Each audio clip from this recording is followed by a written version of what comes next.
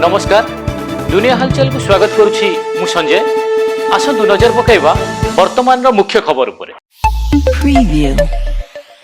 आसाम रे प्रलयकारी बन्या मृत्यु संख्या मोट 78 रे पहुंचतिया बेले 7टी जिला शिवसागर, चराइदेव, गोलाघाट, जोरहाट, नायगां, विश्वनाथ और कामरूप मेट्रोपॉलिटन रे 3 लाख रु अधिक लोक प्रभावित होइचंती एवं प्रभावित जिला गुड़िक मध्य रे चराइदेव सबुठारु अधिक क्षतिग्रस्त होइची। आज दक्षिण पश्चिम ओडिशार केतेक जिले में प्रबल वर्षा होबार संभावना थिया बेले अनेक स्थान में हल्का मध्यम धरणर वर्षा हो पारे। तेबे बन्या और लगाण वर्षा स्थिति को देखि आज बालेश्वर, जाजपुर, भद्रक, कलाहांडी, नवरंगपुर जिले में समस्त शिक्षानुष्ठान छुट्टी घोषणा करा जायछि। भांगिला जोड़ा ब्लॉक वासुदेवपुर ठारे निर्माणाधीन कानुपुर बृहत जलसेचन प्रकल्पर कपर डैम 6टी रेडियल एवं 2टी डिप्लीशन स्लुइस गेट खोला जाई बन्या जल छड़ा जिबा परे बैतरणीर तळमुंडरे बन्या आशंका देखा देइछि एवं जोड़ा, चंपुआ, पाटणा, झुंपुरा ब्लॉक विभिन्न नई पाखिया गाँ एवं तली अंचल लोकों को प्रशासन पक्षरु सतर्क सूचना दिया जाइछि। राज्य में लगाण वर्षा और हीराकुद डैम गेट खोलिबा परे महानदी जलस्तर वृद्धि पाउछि। ब्यारेज उपरमुंडरे जलस्तर 89.50 फुट थिया बेले तळमुंडरे 27.30 फुट रहिछि।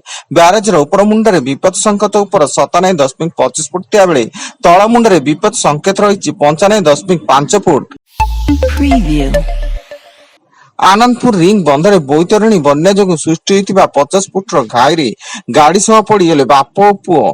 फकीरपुर गाँव बापा सत्य महांती पिकअप नहीं जाता बेले पछरे पुओ सदाशिव महांती कार जोगे जाउतले। तेबे बापा सत्य गुरुतर अवस्था कटक चिकित्सित होता बेले पुओ सदाशिव कौनसी संधान मिल पारि नै। केन्दुझर जिला आनंदपुर थाना अंतर्गत सिंगीडोब छक निकट सड़क दुर्घटना 2 जनकर मृत्यु। मृतक माने हेले जसवंतपुर ग्रामर ज्ञानरंजन साहू और सिंगीडोब ग्रामर बुल्लू बेहेरा। बाइक चालक ज्ञानरंजन साहू बाइक रे आनंदपुर फेरुवा बेले नदीबंध उपर चली जाउतिबा बुल्लू बेहेरांक सह तांको बाइक रो धक्का होइतिला।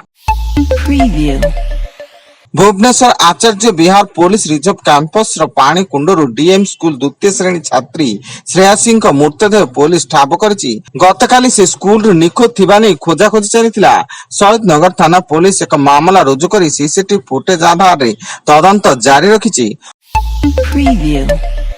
बैतरणी नदी में बड़ बन्या पर जाजपुर जिला दशरथपुर ब्लॉक तरपदा पंचायत डोभाबिल पाटणा निकट काशी नदी में सृष्टि होइछि 2टी बड़ घाई। फल बन्या जल द्रुत गति गाँ भीतर को माड़ी जाइछि। मल्लिकापुर, तरपदा, कस्पा, छचिणा, कनिकापड़ा, मंगलपुर, कया, कमारडीह, जयंतरा और कटकटा भली अनेक पंचायत संपूर्ण जलमग्न हो पड़िछि।